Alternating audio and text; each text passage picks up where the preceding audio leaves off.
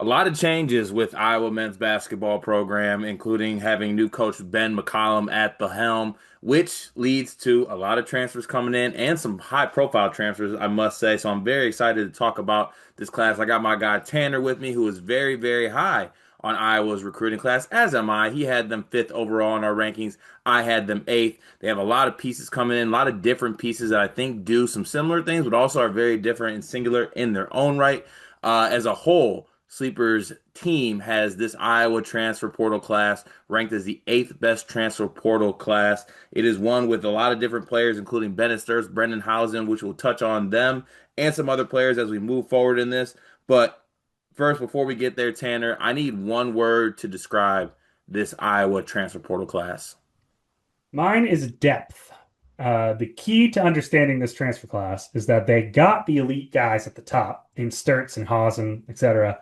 But they also got everyone, all of those Drake transfers, all the guys that ran the McCollum offense, all the glue guys that you need to make this whole system work.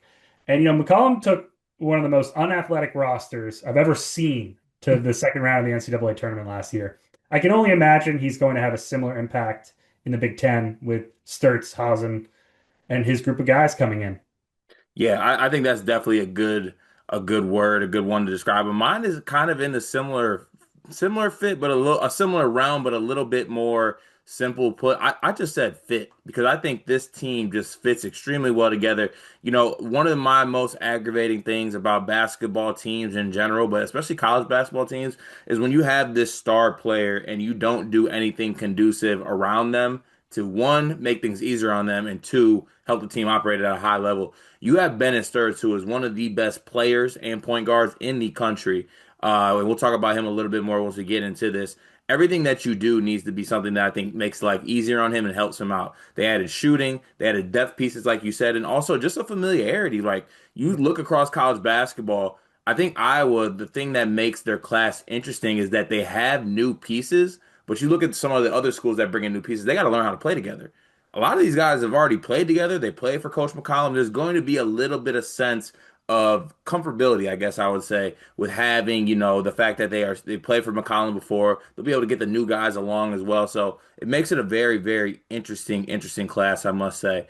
So I want to go player by player in this one, and I want to do a 1 through 5 star rating. Maybe give me like basic expectations for each guy as well. I think it's fair to say we need to start with the prized possession of this. That is Bennett Sturts, the All-American candidate. Wouldn't be surprised if he's first team All-American at this point. I'm assuming this is a 5 star, but talk to me why it's a 5 star. Yeah, 5 star plus, 5 star plus plus. Can't say anything but 5 stars. Best ball screen orchestrator in the nation, paired with the best ball screen scheming coach in the nation. I mean, the shit that McCollum runs is mesmerizing to watch. And Sturts is the perfect player to run it. I feel like the floor that just having Sturts and McCollum have it gives you is so high. I think the floor for this team is very high. So 5 stars. Yeah, easy one, 5 star plus for me if we did have that. Bennett Sturts in a year where, he comes up from the D2 level where he was D2 National Player of the Year. People expected them to be somewhat of a roadblock, and he was one of the best players in the country. He can pass, he can shoot it, he can score. He's got great field, touch, size, all the things that just make him extremely fun to watch. And it's going to be fun to see him, I think, at this level because even leading up into the tournament, there was a good portion of people who are like, okay, that was great in the Missouri Valley. Now he's up against Missouri in the first round, an SEC team. What's he going to do? He gets them up out of there. They go to the second round. And even in that game against Texas Tech, I know that they lost that basketball game, but against Grant McCaslin and that team, is really good defensively and just a really good team in general, he really had no issues. I think he's going to be incredible this year for And Iowa. that's a reason why I'm high on this transfer class, higher than most, is that all right, so they come up from the D2 level and everyone's like, "Oh, okay, it might take some growing pains to get into, the D1 level." Nope, just ran through the Missouri Valley. Okay, it might take some growing pains to play a good SEC team in the tournament. Nope, ran through it, played great in the second round. Like every time you try to put like a minor roadblock in front of Ben McCollum and Bennett Sturts, they plow through it. So I can see them doing the same exact thing stepping up to the Big Ten. Yeah, 100%. That's why I'm pretty high on Iowa in general. Like when we talk like team rankings and things like that, I'm very high on Iowa as far as what they're going to do in the Big Ten. I think McCollum, his style and what he does in the All-American level player he has in Sturts, I really think the transition is going to be a lot easier than a lot of folks maybe think it's going to be. Let's start next with Brendan Housen, the transfer who comes in, started his career at Villanova, then played last year for Kansas State. Now one of the premier shooters, deep range in the country, finds his way to Iowa. What star ranking would you give this ad? I gave him 4 star plus, 4.5 stars, I think. Ben McCollum wants to run, he runs spread pick and roll actions combined with off ball spacing actions on the perimeter. Housen's the perfect guy to run that off ball stuff. He's a 39% 3-point shooter, 7 attempts per game last year. He won't do much aside from that, but I don't think he won't be asked to do much beside that, considering Sturts has the ball so much. I mean, one of the great things about Sturts too is just how he commands the offense, how he commands the pace of the game, how you can just put him out there for 40 minutes with the ball in his hands for 40 minutes, and he's so good at it. And Hausen's going to be the beneficiary of a lot of those perimeter passes. Hausen's not, I don't think he's a good defender, but he has a decent enough frame that you can pass him off as a 3 and D wing. I like this fit a lot. Yeah, I like it a lot too. I think for Hausen, I gave it a 4 star because I think his job is easy. Play off of Sturts and shoot the basketball. That's what he wants to do. Yep. I think at times last year with Kansas State, given the point guard instability with W. Daniel being so up and down, and just the team in general, they seemed a little bit dysfunctional. And in his college career, he has played for a dysfunctional coach at Villanova, a coach at Kansas State who is a little bit on the fence about what you can really expect of him, especially offensively. Now he finds himself in McCollum's system. His job is going to be to space the floor and shoot the basketball, and he can get hot in a hurry. He's a little bit hot and cold. I think he needs to find a little bit of consistency, but he's a guy who has very deep range. I think his role is going to be very clear on this team, so I give that a 4 star as well. Now moving on to the transfer coming in from Robert Morris, who I'm very, very high on and very excited about Alvaro Filgares. I'm sorry if I missed that name. I'm pretty sure that's it. 6'9" power forward, has really good range, does a little bit of everything. What star rating would you give him? I gave him 4 stars. The Horizon Player of the Year last year. Whatever you ask him to do on offense, he is going to do it. He'll hit shots. He's good getting downhill as a ball screen roller. He'll pick and pop. He's a 42% 3-point shooter. He can play you that back to the basket post game. I think he's going to be most impactful here at Drake as a rebounder and defender because he's an uber impactful, versatile defender and he crushes the boards. I love slotting him in as at the 4 as like a versatile defender and floor spacing forward. 4 stars. Yeah, I gave this one 3 stars, but I think I'm going to end up regretting this one a little bit just because I love his fit for this team. I think one of the things that Drake did last year as a team is they didn't like rush much, right? They want to play so slow that you get frustrated with how little possessions there are in the game. And the fact that you could do a pick and roll with Bennett Sturts and Alvaro Figueres, I just think that's going to be very tough to check. And when they get under that 10 seconds in the shot clock, and they're trying to find a shot. Last year, it was a lot of, oh, it's Ben and Stur's time. And it's going to be Ben and Stur's time again, don't get me wrong. But Alvaro Figueres being the pick and roll, pick and pop guy in that scenario with Brendan Housen spacing the floor. I really like this fit. I think that Alvaro makes himself into an NBA player. I'm not sure if he's on any boards or anything like that, but I'm very, very high on his game. And I'm very And the excited to ways watch him. that McCollum too can like flex those actions and just like scheme around those two and change up how they attack ball screen wise is going to be really enticing to watch and tough to guard. It's going to be really tough to guard. Yeah, it's gonna be very tough. I think it's gonna catch some Big Ten teams off guard too. I feel Oh like they're yeah. not gonna they're not gonna see it coming as much as it's just a different style than I think of the Iowa teams of the past. This is not Fran McCaffrey's Iowa anymore. That's By the way, shout certain. out Fran McCaffrey for getting the pen job. Yeah. By the Yeah, way, I honestly, only saw that like last week. I was like, Fran McCaffrey's the coach of Penn? Like, yeah. Honestly, crazy. See, I'm gonna have to tune in because I think he has TJ Power on the team, former Duke player. ooh, all So right. I'll Very tap good. into that.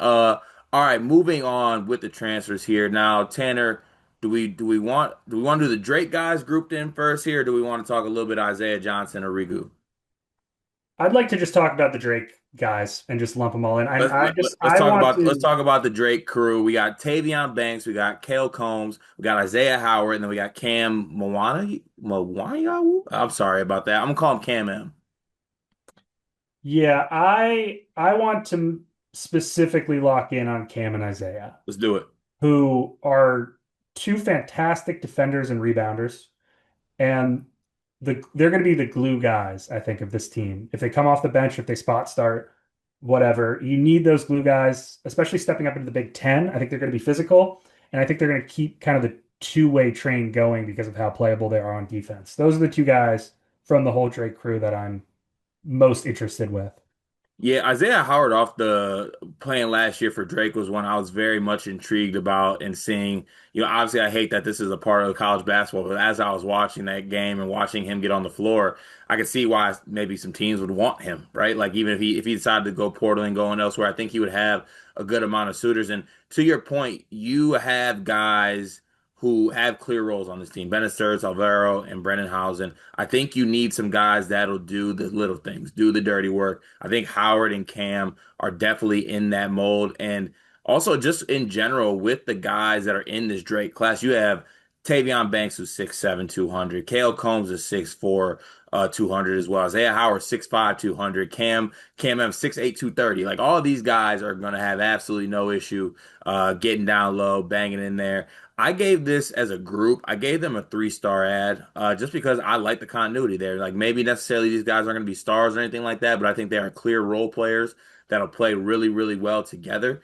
And it's funny as we do these videos, now I find myself thinking, I should have been close to you at 5, I think, with Iowa's Mhm. class. I feel like 8 for Iowa doesn't necessarily do it justice when they get the ads they got, including what, like I stated, what could be a first team All-American in Bennett Sturts. Yeah, they have the top guys and they have the depth. It's the whole package is enticing. 100%. All right, the last player in this class, did we want to touch on Isaiah Johnson Arrigo? He was a top 250 guy out of high school, was, I believe, committed to Miami, then switched to Iowa. So is that, or he redshirted at Miami last season? Unsure.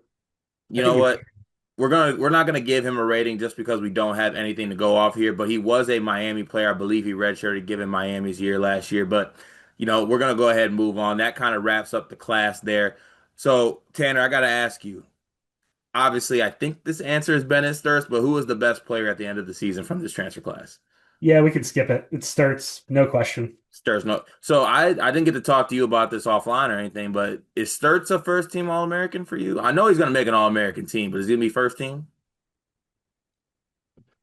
There's a lot of good guards out there. A lot of good guards. Um, my bold prediction is that he gets player of the year votes. Like National Player of the Year? Yeah, gets Ooh, a you few. think it That, would be that's it my would bold be prediction. I think his ceiling's that high. But it'd you be could slide there's a lot of really good point guards, even in the Big Ten. Dent, Braden Smith. Like it's gonna be tough, but his ceiling is player of the year. Yeah, like he's that good. And the question is, because now he's gonna get so much more national attention being in the Big Ten. Um, how good is he? Like, you know what I mean? yeah. Like how dominant is he? I know we just talked about this. Like, I keep thinking that there's going to be some growing pains somewhere along this journey. I mean, McCollum and Sturts were running their stuff in D2 less than 24 months ago, but they keep, answering every question and plus some. And so I think that if they do that, I think he'll get National Player of the Year votes. Yeah, no need to doubt him. Great point guard here in the Big Ten, by the way. I'm excited to watch how that plays out. Who's the biggest question, or what is the biggest question of this transfer class? Yeah, I mean, my big question, more of a team-based question, but how good is the McCollum offense? Like, it was good enough to rip through the Missouri Valley. Is it good enough to rip through or compete or, how in the Big Ten? How good is it? Again, they were running it in Division Two 2 years ago.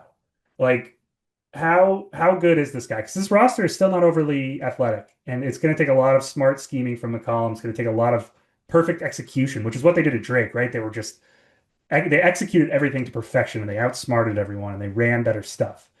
Can you just keep doing that? Is that how good this guy is? So that's my question. Yeah, my biggest question as well is kind of surrounded by that, kind of on the same tone here. But what does that adjustment period look like? Because, I mean, the Big Ten this season, you have some really good conferences across college basketball.